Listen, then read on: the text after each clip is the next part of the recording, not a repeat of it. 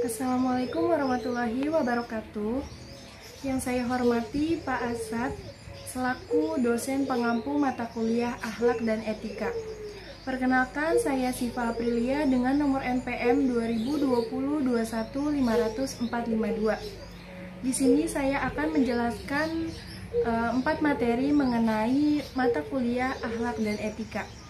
Yang pertama yaitu pengertian akhlak dan keutamaannya. Yang kedua itu adab atau etika belajar dalam Islam. Yang ketiga, etika beragama, berbangsa, dan bernegara dalam Islam. Dan yang keempat, pengertian musyawarah dan etika berdemokrasi dalam Islam. Selanjutnya, memasuki penjelasan materi yang pertama, yaitu mengenai pengertian akhlak. Akhlak berasal dari kata khulukun yang berarti budi pekerti, tingkah laku, atau tabiat. Akhlak berarti tingkah laku seseorang yang dilakukan sesuai keinginan seseorang secara sadar untuk melakukan sesuatu. Akhlak adalah pekerjaan atau perbuatan yang dilakukan secara berulang-ulang sehingga menjadi suatu kebiasaan atau sifat. Ada beragam keutamaan yang bisa umat muslim peroleh jika menerapkan akhlak yang mulia, yaitu yang pertama, menjadi amalan baik di akhirat. Yang kedua, dicintai Allah dan Rasul. Yang ketiga yaitu ditinggikan derajat kedudukannya di akhirat. Yang selanjutnya, mendapat ketenangan dalam menjalani kehidupan bersosialisasi atau kehidupan di dunia.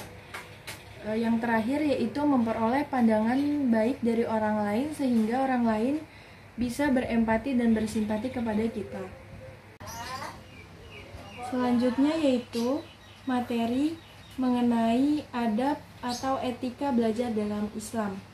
Mengutip dari buku Akidah Akhlak oleh Ahmad Qusairi, membaca atau belajar merupakan kewajiban bagi semua muslim.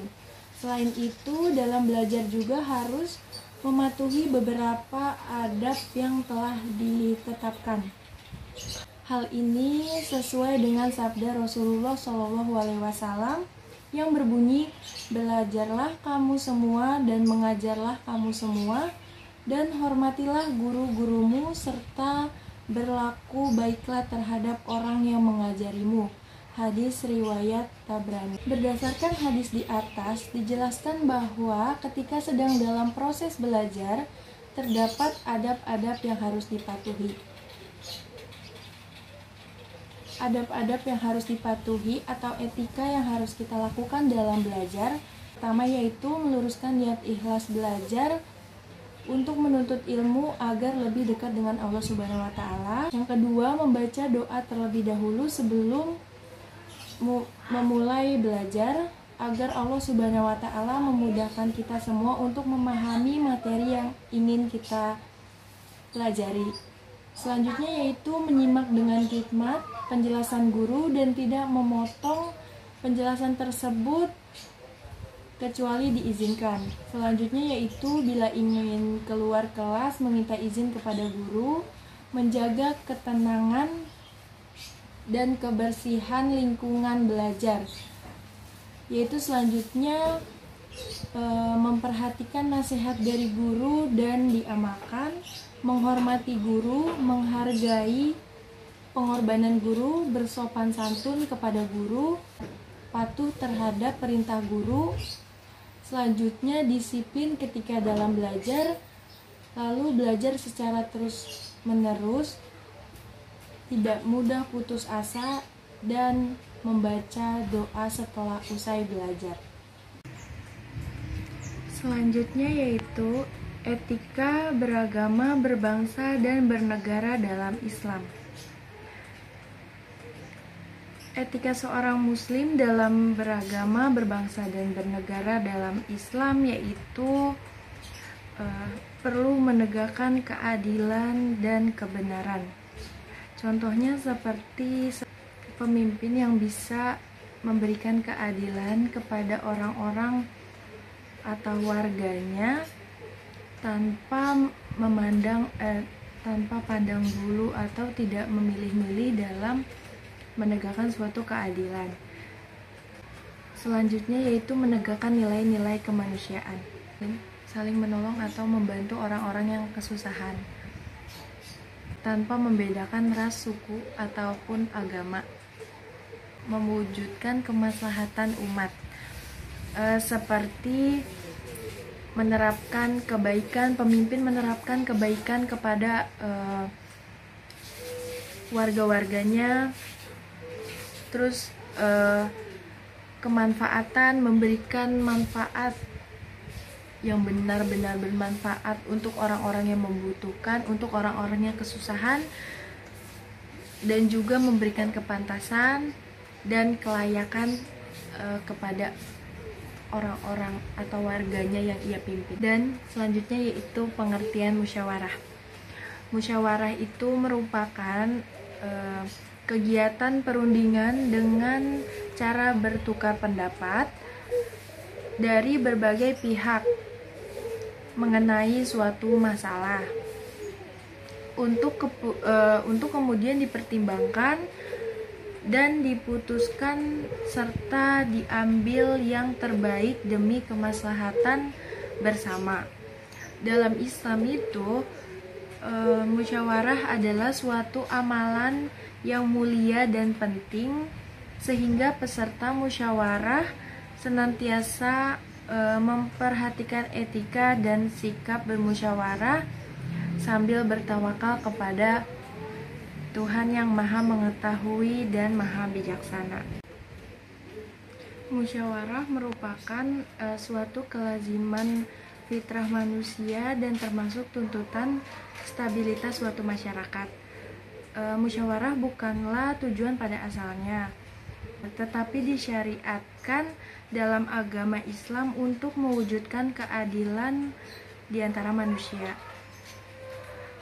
dan juga untuk memelihara perkara yang paling baik bagi mereka.